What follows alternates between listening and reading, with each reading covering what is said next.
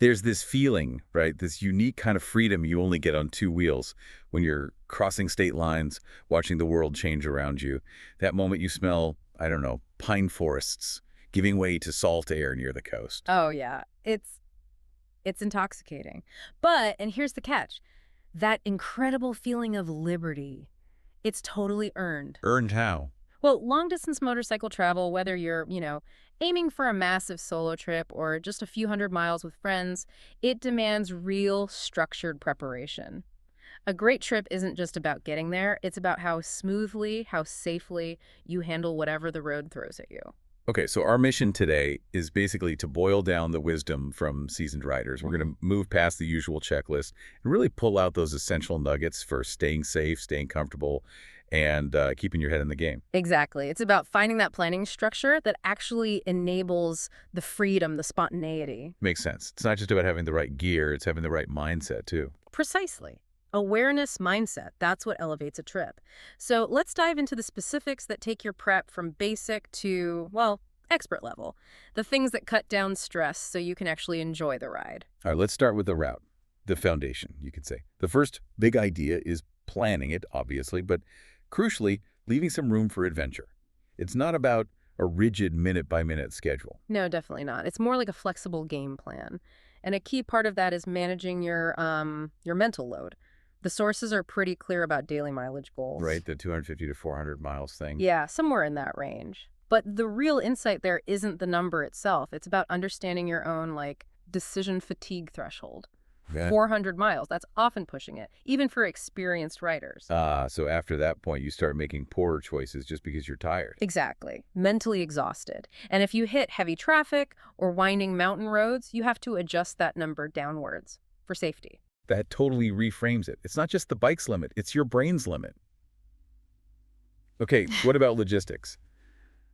Losing cell service is almost guaranteed at some point. Oh, absolutely. Saving offline maps is, well, it's non-negotiable, especially in rural spots.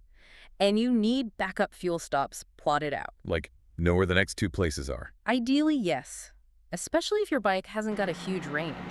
You need to know your next couple of potential contact points, gas, maybe a town with a mechanic just in case. If you're riding solo, that safety net becomes even more critical. Immediately. You absolutely have to share your detailed route, and maybe more importantly, set up a firm check-in schedule with someone back home.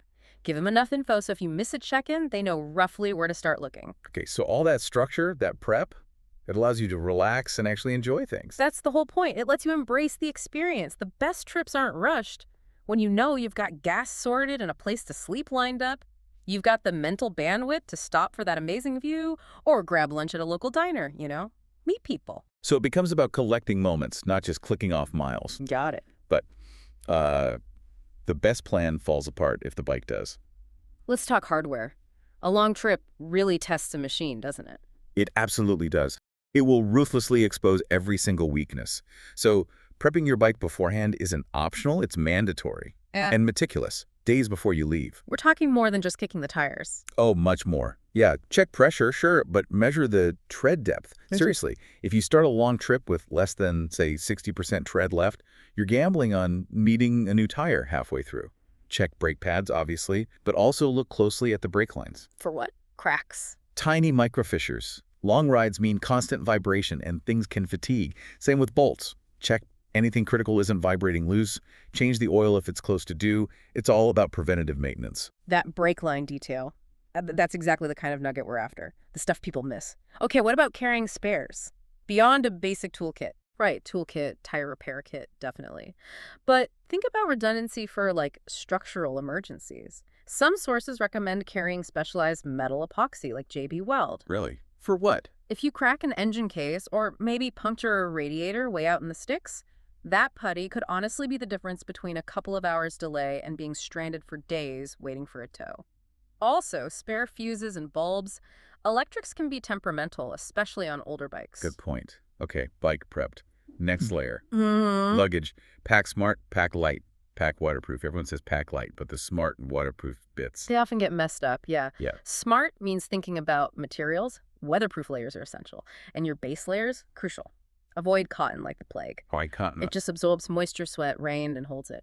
Then you get cold fast. Hypothermia is a real risk, even in mild weather if you get wet and the wind hits you. Synthetics, merino wool, stuff that wicks moisture away, that's what you need under your gear. And the waterproofing needs layers too, not just the bags themselves. Definitely. Good panniers or bags are a start, but use dry bags or waterproof compression sacks inside them, especially for clothes, sleeping bag, electronics. Assume water will find a way in during a real downpour. Okay. What else is essential in the bags? You need 2 pairs of gloves, minimum, summer ones and proper waterproof, maybe insulated ones. First aid kit, obviously, but make sure it's rider-specific, good wound dressings, maybe some anti-inflammatories for aches, and hydration, a pack or bottle you can access easily. Right, that focus on gear leads us straight to the rider, the human machine. The next big tip: dress for the slide, not the ride. Easy to say, but on long trips. It becomes critical. Because climate changes, you get tired.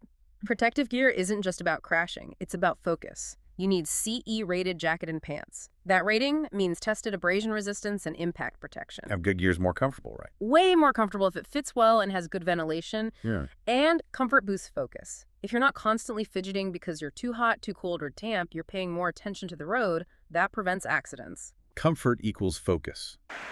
Makes perfect sense. Which brings us to those hidden dangers: fatigue and dehydration. Stay hydrated and take real breaks. Yeah, this is maintaining a human machine. That 90 to 120-minute stop schedule we talked about, it's based on cognitive science how long people can generally maintain peak focus. And a real break isn't just filling the tank. No way! Yeah. Get off the bike, helmet off, gloves off, walk around, stretch, especially neck, shoulders, back, drink water, maybe have something with electrolytes if it's hot or you've been sweating a lot. You have to actively reset your brain and body. Dehydration and electrolyte imbalance, especially in heat. That messes with your concentration big time, doesn't it? Hugely. Ignoring that 15-minute reset stop is probably the quickest way to make a stupid mistake on mile 350. Okay, and tied into that is being weather aware. Yep. Be weather ready and road-wise, check forecasts every day. Be prepared to adjust your riding style or even your departure time or route if the weather looks nasty. So don't just soldier through. Why would you? High winds mean active counter-steering and slowing down. Heavy rain. Double your following distance. Be super smooth on the throttle and brakes. The goal is to enjoy the journey right, not battle the elements until you're exhausted and miserable. Sometimes waiting an hour or leaving earlier makes all the difference. Smart. Okay, let's switch gears to riding with others, group rides. How do you keep those smooth and safe? Communication is key, I imagine. Absolutely fundamental. Smooth group rides boil down to, 3 things.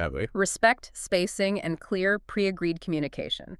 Staggered formation is usually best for visibility and safety margins. And you need to talk beforehand. Mandatory pre-ride briefing.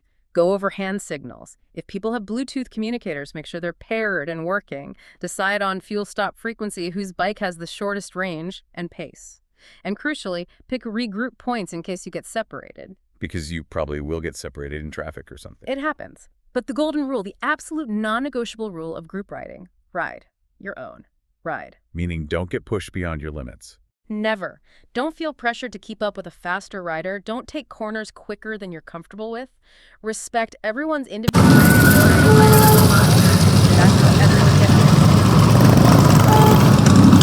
So, wrapping this all up, we've covered route planning, bike prep, gear, rider wellness, group dynamics. What's the big takeaway? I think it's that long-distance riding, whether you're seeking that solo piece or the fun of riding with a pack, it is freedom. Pure freedom.